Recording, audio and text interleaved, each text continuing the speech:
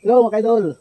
Ayan, nandito tayo ngayon sa sagingan kung saan tayo ngayon ay maglilinis ng puno ng saging at yung mga patay na dahon ng saging na yung kanyang dahon, tatanggalin natin yan dahil tag-ulan na naman.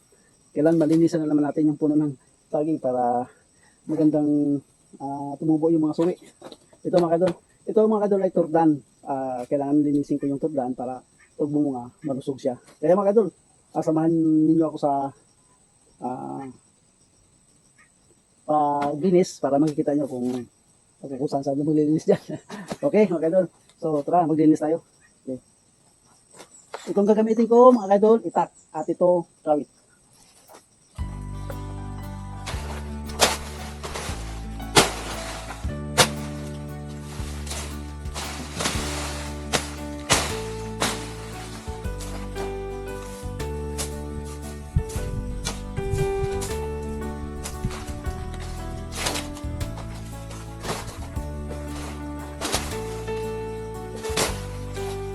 So, yan mga kaidol. Okay na yung saging linis na. Ngayon, lilipat tayo ulit dun sa ibang sagingan para linisan pa natin. Okay?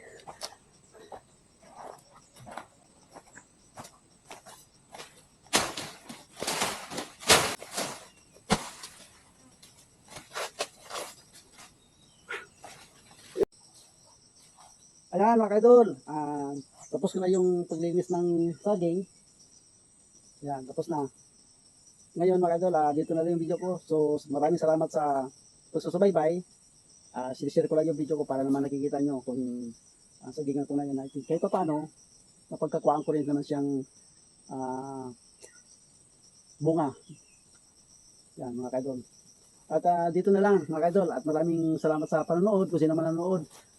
God bless po sa inyo. At maraming salamat. Bye!